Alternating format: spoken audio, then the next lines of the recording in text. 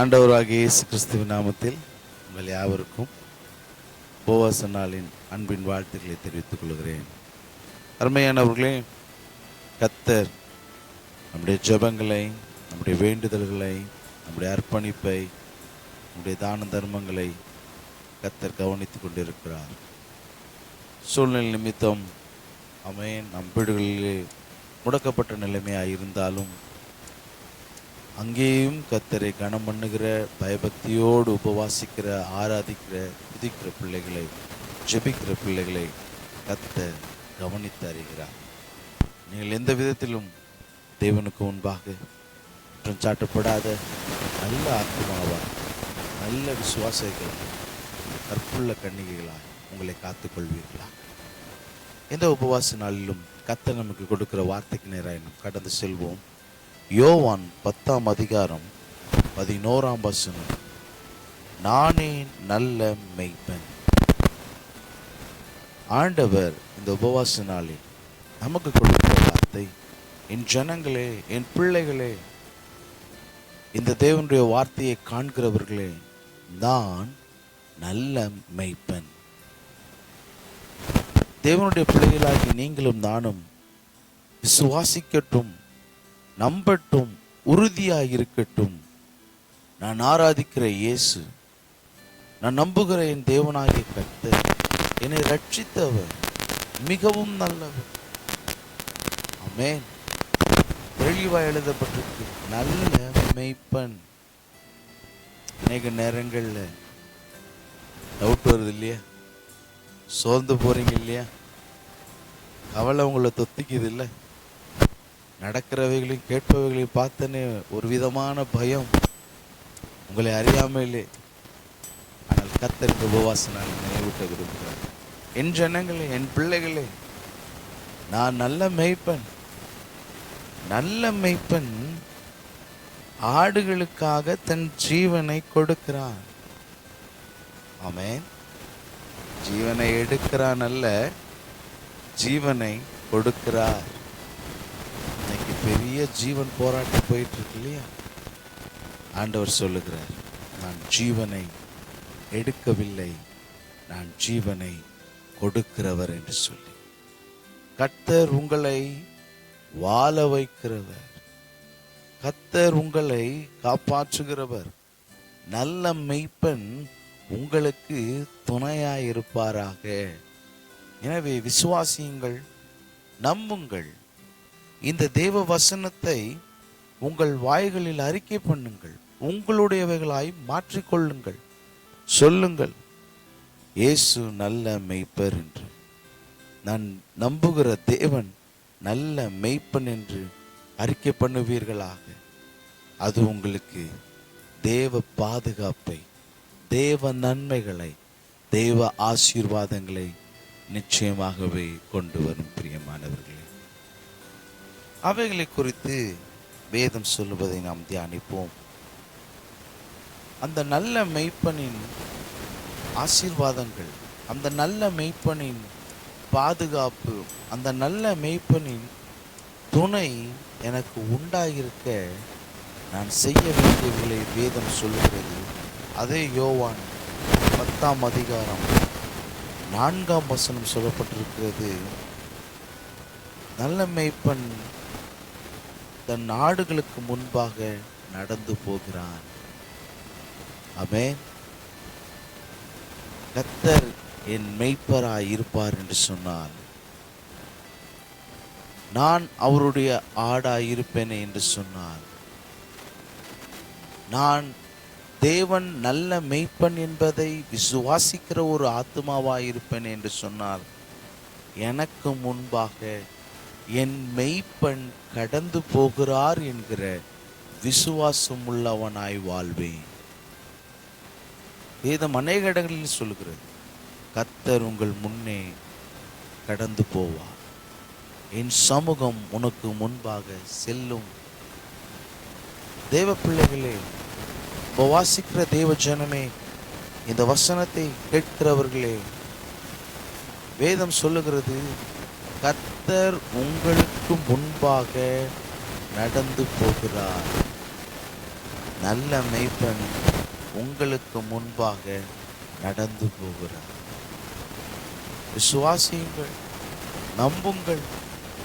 என்னை ரட்சித்த தேவன், என்னை தேடி வந்த தேவன், நான் நன்றாய் இருக்க விரும்புகிற தேவன் எனக்கு முன்பாக நடந்து போகிறார். இதை விசுவாசிக்கும் போது, இதை நம்பும் போது, இதை அறிக்கை பண்ணும் போது அது உங்களுக்கு தேவ பலனாயிருக்கும், தேவ பாதுகாப்பாயிருக்கும். தீமை உங்களை அணுகுவதில்லை. ஏனென்று சொன்னால், எனக்கு முன்பாக நல்ல மேய்ப்பன் நடந்து போகிறார். அந்த நல்ல மேய்ப்பனை அணுகாமல் அவரை தாண்டி என்னை ஒன்றும் வர முடியாது. இந்த விசுவாசம் உள்ளவர்களாய் வாழுங்கள். இந்த நம்பிக்கையுடைய ஜீவியம் செய்யுங்கள். எனக்கு முன்பாக என் நல்ல மேய்ப்பன் கடந்து போகிறார். ஆபத்தை கண்டு ஒளிந்து கொள்ளுகிற மேய்ப்பன் அல்ல, அழிவை கண்டு பதுங்குகிற மேய்ப்பனும் அல்ல, பிரச்சனை வரும்போது ஒதுங்கி போகிற மேய்ப்பனும் அல்ல. அவர் உங்களுக்கு முன்பாக நடந்து போகிற நல்ல மேய்ப்பனாய் இருப்பதினால் எல்லாவற்றிலிருந்தும் உங்களை மீட்டு, உங்களை காத்து, உங்களை வழி நடத்துகிற ஒரு நல்ல மேய்ப்பனாயிருப்பார். நீங்க பிரச்சனை அதுதானே? எனக்கு மட்டும்தான் பிரச்சனை வருது, எனக்கு மட்டும்தான் இப்படியெல்லாம் நடக்குது, எனக்கு யாருமே இல்லை, நான் என்ன செய்வது? முன்னாடியாவது வாரத்துக்கு ஒரு முறை சர்ச்சைக்கு போவேன், இல்லை 2 முறை போவேன். இப்போ அதுவும் இல்லை, தனிமையாக இருக்கிறேன், எனக்கு யாருமே இல்லை. எவ்வளோ ஈஸியாக ஏமாந்து போயிட்டோம் பார்த்தீங்களா? ஆனால் கர்த்தர் நினைவூட்டுகிற உபவாசிக்கிறவங்கள பார்த்து, இல்லை இல்லை, நான் உனக்கு முன்பாக நடந்து போகிறேன். நடந்து போகிறவர் நல்ல மேய்ப்பன், கூலிக்கான மேய்ப்பன் அல்ல, அநீதியான மேய்ப்பன் அல்ல. எனக்காக ஜீவனை கொடுத்த, என்னை விளக்கரையும் கொடுத்து வாங்கின நல்ல மேய்ப்பன் எனக்கு முன்பாக, உங்களுக்கு முன்பாக கடந்து. அதை விசுவாசியுங்கள், அதை நம்புங்கள், அதை அறிக்கை பண்ணுங்கள். அப்படியாகவே உங்கள் வாழ்க்கையை நடத்துங்கள். அவைகள் உங்களுக்கு ஆசீர்வாதம், அவைகள் உங்களுக்கு பாதுகாப்பு. பிரியமானவர்கள், சொல்லுங்கள், நல்ல மேய்ப்பன் எனக்கு முன்பாக கடந்து போகிறார், நல்ல மேய்ப்பன் என் குடும்பத்துக்கு முன்பாக நடந்து போகிறார் என்று சொல்லுங்கள். நான் தனிமையில் நடக்கவில்லை, நான் கைவிடப்பட்ட சூழ்நிலையில் இல்லை. எனக்கு முன்பாக நல்ல மேய்ப்பன் நடந்து போகிறார். அவர் நடந்து போகும்போது பள்ளங்கள் எல்லாம் நிரப்பப்படும், மலைகள் எல்லாம் ஒன்றுமில்லாமல் போகும். ஆமென். புயல் காற்று அமைதியாய் மாறும். அற்புதங்கள், அதிசயங்களை காண்பீர்கள். காரணம், நல்ல மேய்ப்பன் உங்களுக்கு முன்பாக, எனக்கு முன்பாக, நம்முடைய குடும்பங்களுக்கு முன்பாக நடந்து போகிறார். தீமை நம்மை ஒன்றும் செய்ய முடியாது. காரணம், நல்ல மேய்ப்பன் நமக்கு முன்பாக நடந்து போகிறார். இதில் மேல் உறுதியாயிருங்கள். அவர் உங்களுக்கு முன்பாக நடந்து போவதை நீங்கள் அனுபவிப்பீர்கள். நிச்சயம் நீங்கள் அதை உங்கள் கண்களால் காண்பீர்கள். அதன் மகத்துவத்தை நல்ல மேய்ப்பன் உங்களுக்கு விளங்க செய்வார். நான் உனக்கு முன்பாக நடந்து போகிறேன், பயப்படாது. நான் உனக்கு முன்பாகத்தான் நடந்து போகிறேன், கவலைப்படாது. என் ஜனமே, உன் குடும்பத்திற்கு முன்பாக நான் தான் நடந்து செல்லுகிறேன். நீ தோல்விட மாட்டாய், நீ வெட்கப்பட மாட்டாய் என்பதை அந்த நல்ல மேய்ப்பன் உங்களுக்கு உணர்த்துவதை நீங்கள் நிச்சயம் அனுபவிக்க முடியும். பிரியமானவர்களே, இரண்டாவதாக ஒரு காரியத்தை பார்க்கிறோம். அதே 4ஆம் வசனம், யோவான் 10:4. ஆடுகள் சத்தத்தை அறிந்திருக்கிறபடியால் அவனுக்கு பின் செல்கிறது. இரண்டாவதாக, நல்ல மேய்ப்பனுக்கு பின் செல்கிற ஆடுகளாய் நாம் இருக்க வேண்டும். இப்பொழுது புரிகிறதா? யார் அந்த நல்ல மேய்ப்பனின் சத்தத்தை அறியாமல் அவருக்கு பின் செல்லாமல் இருக்கிறார்களோ அவர்களுக்குள்ள தான் இவ்விதமான பயங்கள், கலக்கங்கள், சோர்வுகள், அவிசுவாசமான எண்ணங்கள், என்ன செய்வது என்ற திகில் கேள்விகள் அதிகம் எழும்பும். புலம்புவார்கள், வஞ்சிக்கப்படுவார்கள், பின்மாற்றங்களில் விழுவார்கள். நீங்கள் பின் செல்கிற ஆடுதானா? நல்ல மேய்ப்பனின் சத்தத்தை அறிந்த ஆடுதானா? எனக்கு முன்பாக நல்ல மேய்ப்பன் கடந்து செல்கிறார், அவருக்கு பின்பாக நான் செல்வேன் என்று வைராக்கியம் கொண்டு வாழ்கிறீர்களா? நம்பிக்கை கொண்டு வாழ்கிறீர்களா? அறிந்து வாழ்கிறீர்களா? சத்தியம் அறிந்து தேவனை பின்பற்றுகிறீர்களா? கேட்கப்பட்ட உபதேசங்களில் நிலைத்திருக்கிறேனா? சூழ்நிலை நிமித்தம் ஆலயங்களுக்கு செல்ல முடியாத நிலைமை இருந்தாலும் நான் இருக்கிற இடங்களில் அவருடைய ஆடாய் என்னை காத்து கொள்ள வேண்டும். ஆமென். நல்ல மேய்ப்பனுக்கு பின் செல்லுகிற ஆடாய் காத்து கொள்ள வேண்டும். நல்ல மேய்ப்பனின் சத்தத்தை நீங்கள் அறிந்திருக்க வேண்டும். மிகவும் ஜாக்கிரதை. நல்ல மேய்ப்பனின் சத்தத்தை நீங்கள் அறியவில்லை என்று சொன்னால், அவருக்கு பின் செல்லவில்லை என்று சொன்னால், இந்த கால சூழ்நிலைகள் உங்களை அச்சுறுத்தும், உங்களை கேள்வியுறச் செய்யும், உங்களை அவிசுவாசப்படுத்தும், உங்களை கலங்க செய்யும். திகழடைவீர்கள், சோர்ந்து போவீர்கள். நல்ல மேய்ப்பனுக்கு பின் செல்கிற ஆடுகளாய் இருப்பீர்கள் என்று சொன்னால், உங்கள் நம்பிக்கை, விசுவாசம், தைரியம் ஒரு நாளும் குறையாது. ஒரு நாளும் பின்வாங்க மாட்டீர்கள், சோர்ந்து போக மாட்டீர்கள். அதே பலத்தோடு ஓடுவீர்கள், அதே தைரியத்தோடு அவரை பின்சற்றுவீர்கள். காரணம், நீங்கள் நல்ல மேய்ப்பனின் சத்தத்தை அறிந்து அவருக்கு பின் செல்லுகிற ஆடுகளாய் இருக்கிறீர்கள். அதைதான் நல்ல மேய்ப்பன் நம்மிடமிருந்து எதிர்பார்க்கிறார். என் ஜனங்கள், என் ஆடுகள் என் சத்தத்தை அறிந்திருக்க வேண்டும். கொடிய நாட்கள், கடைசி நாட்கள் நாம் நன்றாய் பார்த்து கொண்டிருக்கிறோம். ஆனால் நல்ல மேய்ப்பனின் சத்தத்தை அறிந்திருக்க வேண்டும். பிரியமானவர்களே, இன்றைக்கு நல்ல மேய்ப்பனின் சத்தம்தானா, என் மேய்ப்பனின் சத்தம்தானா என்பதை அறிந்திருந்தால் பின் செல்ல முடியும். அது எனக்கு ஆசீர்வாதம், பாதுகாப்பு. நல்ல மேய்ப்பனின் சத்தத்தை அறியாதவர்கள், தேவ சத்தம் கேட்காதவர்கள் அவருக்கு பின் செல்ல முடியாத நிலையில் இருப்பார்கள். அவர்கள் வாழ்க்கையில் சூழ்நிலைகள், இப்பொழுதுள்ள இந்த கால சூழ்நிலைகள் நிச்சயமாகவே கேள்விகளை, அச்சத்தை, அவிசுவாசத்தை, குழப்பத்தை, பயத்தை, திகிலை ஏற்படுத்தும். உங்களை அறிந்து உங்கள் ஆத்மா எவ்விதமாய் இருக்கிறது என்பதை இந்த உபவாச நாளில், இந்த ஜெப நாளில் நீங்கள் தியானித்து நிதானித்து அறிந்து உங்களை தப்பித்து கொள்ள, உங்களை காத்து கொள்ள நல்ல மேய்ப்பன் விரும்புகிறார். நல்ல மேய்ப்பனின் சத்தம் அறிந்திருக்கிறேனா? இது என் தேவனின் சத்தம் தானா? நான் அவருக்கு பின்பாகத்தான் செல்கிறேனா? இருக்கிற இடங்களில் உங்களை ஆராய்ந்து பாருங்கள். இந்த வசனத்தை கேட்கிற, இந்த பிரசங்கத்தை கேட்கிற, இந்த தேவ வார்த்தையை கேட்கிற நீங்கள் உங்களை ஆராய்ந்து பாருங்கள். மிகவும் அவசியம். தேவ சத்தம் அறிந்து வாழ வேண்டும். நல்ல மேய்ப்பன் சத்தம் அறிந்து அவருக்கு பின் செல்ல வேண்டும். அவர்களே காக்கப்படுவார்கள். அவர்களே நல்ல மேய்ப்பனால் நடத்தப்படுவார்கள். நல்ல மேய்ப்பனின் ஆசீர்வாதங்கள் அவர்களுக்கு உண்டு என்று வேதம் சொல்லும். மூன்றாவதாக பார்க்கிறோம், நல்ல மேய்ப்பனின் சத்தம் கேட்டு அவருக்கு பின் செல்லுகிறவர்கள் எப்படி இருப்பார்கள்? சங்கீதம் 23 அழகாய் எழுதப்பட்டுள்ளது. அவர்கள் தாழ்ச்சி அடைவதில்லை. நிச்சயம் கர்த்தர் உங்களை தாழ்ச்சி அடைய விட மாட்டார். தாழ்ச்சியான வாழ்க்கையை பார்த்து கொண்டு இருக்கிறீர்களா? இன்னும் என் வாழ்க்கையில் தாழ்ச்சி இருக்கிறது ஆண்டவரே என்று சொல்லுகிறீர்களா?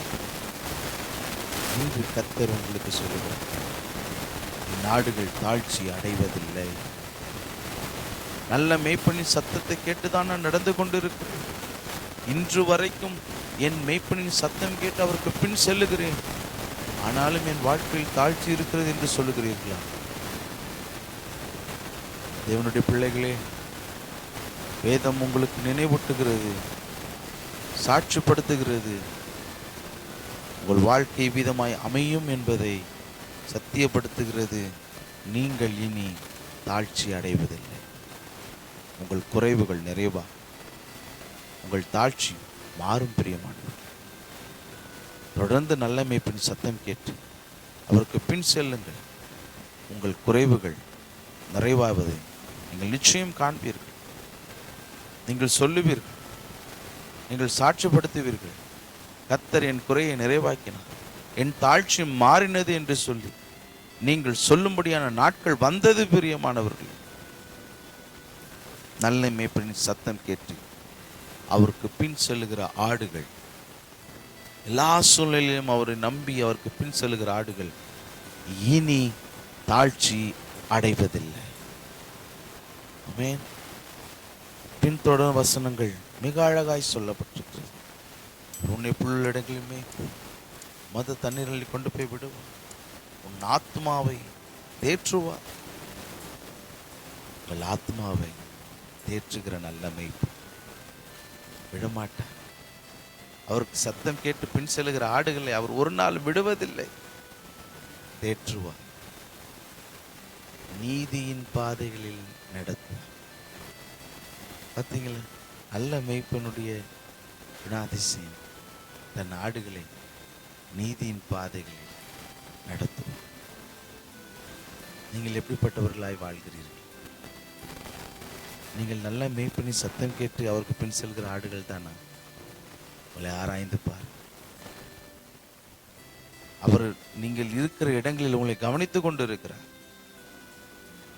அவர் உங்களை கவனித்து ஆராய்ந்து கொண்டு இருக்கிறார்.